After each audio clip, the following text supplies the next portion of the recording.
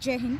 हेमलता सनातनी का आप सबको नमस्कार। एक बहुत ही गंभीर विषय को लेकर मैं आज सबके सामने यहाँ पर उपस्थित हुई हूँ। What I feel it's an important topic and everybody should analysis on this particular point. आज हमें सबको विश्लेषण करना चाहिए कि ये जो बहुत बड़ी साजिश के तहत ये जो फैलाया जा रहा है सनातन संस्कृति को, ये अपमान किया जा रहा है, उसकी साजिश के तहत उसको खत्म करने का प्रयास किया जा रहा है, कुप्रयास ऐसा हो रहा है। इसके पीछे क्या कारण है, इसके पीछे कौन लोग हैं, आखिर ये क्रिप्टो इस्लामिक के तहत हमारे साथ में क्या साजिश की जा रही है। हाँ, मैं बात कर रही हूँ आज उन पाखंडी जो अपने आप में सनातन के ये गुरु बन रहे हैं, धर्म गुरु बन रहे हैं और हमारे सनातन के सच्चे सन्यासियों को, साधुओं को ये बदनाम कर रहे हैं।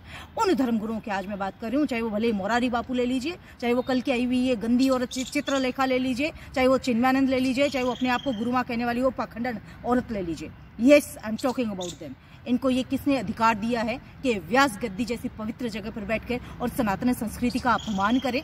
ये खाते हैं भगवान राम के नाम पर, ये खाते हैं भगवत गीता के नाम पर, और ये पाठ करते हैं और गुणगान करते हैं दूसरे धर्मों का। इनको जरा बहुत भी लज्जा नहीं आती?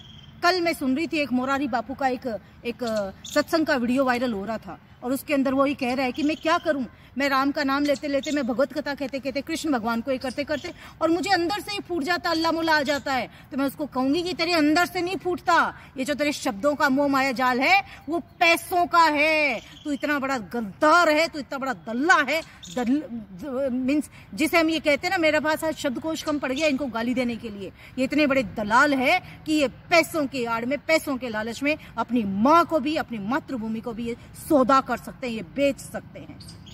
मैं आज उसको कहना चाहूंगी उन तमाम साधु संतों को जो धर्म का नाश कर रहे हैं, कि जिनके अंदर से ये शब्द फूटते हैं, दूसरे धर्मों का प्रचार करने का या उनको प्रेरणा मिलती है। मैं उनसे कहना चाहूंगी कि जब कश्मीर में लाखों हिंदुओं के साथ में बर्बरता की गई थी, उनको निकाला था, माँ बहन बच्चों के साथ में जाती हुई थी, उनको नंगा कर करके चौराहे पे उनकी बोली लगाई गई थी, तब तुम्हारे हृदय से, तुम्हारे मन से ये नहीं फूटा कि तुम्हें कुछ बोलना चाहिए? जब बंगाल के अंदर सरेआम हिंदुओं को जलाया जा रहा है, वहां पर उनके घरों को जलाया जा रहा है, वहां पे निकाला जा रहा है हिंदुओं को, तब तुम्हारे मन से ये फूटता नहीं है कि मुझे कुछ बोलना चाहिए?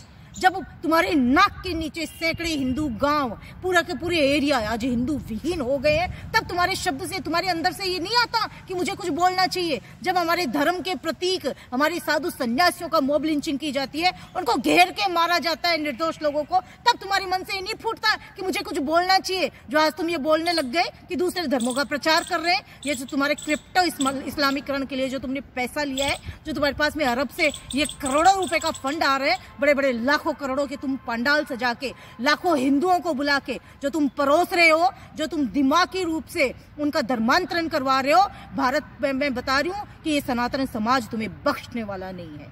आज मैं दूसरी बात करती हूँ उस चित्रलेखा की, जो ये कहती है कि भगवत गीता का पाठ करते करते अजान अगर सुनो तो उसको रोक दो, बंद कर दो भगवत गीता को, और अजान उसको प्रणाम करो अल्लाह को। अरे तुम्हें ये किसने ठेका दिया भाई धर्म का?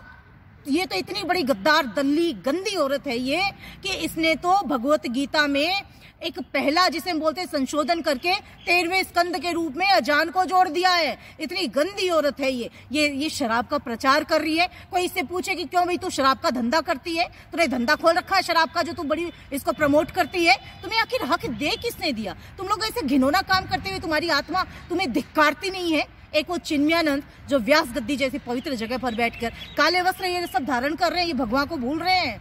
ये काले वस्त्र धारण करते हैं, वहां पे मुजरा के गीत गा रहे हैं, वो फिल्मी धुनों पे ठुमके लगवा रहे हैं, और वहां पर वो हमारी आने वाली पीढ़ियों की, हमारे युवाओं की, हमारी औरतों की वो जो मानसिकता चेंज कर रहे हैं, वो क्रिप्टो इस्लामीकरण का ये पाठ पढ़ा रहे हैं। वो शायद भूल गए कि जहां जहां सनातनी कम हुए वहां अलगाववाद की स्थिति आ गई है। कश्मीर में क्यों अलगाववाद की स्थिति आई है भाई? ये गुजरात में तो नहीं आई है, राजस्थान में तो नहीं आई है, या जहां जहां हिंदू बहुसंख्यक है वहां तो नहीं आई है। तो ये जो इतनी बड़ी साजिश हिंदू समाज को समझनी पड़ेगी, इन लोगों का बहिष्कार करना पड़ेगा। नहीं तो जो पुरखों ने हमारी गलतियां की है उन गलतियों को मत दोहराओ, अदरवाइज इनका अंजाम भुगतने के लिए आप तैयार रह जाना। ऐसे धर्म के गद्दारों को, ऐसे दल्लों को जो हमारे साधु संतों को बदनाम करते हैं, वैदिक सनातन संस्कृति का हर्ष कर रहे हैं, ये नाश कर रहे हैं, उनको सबक सिखाओ, उनका बहिष्कार करो।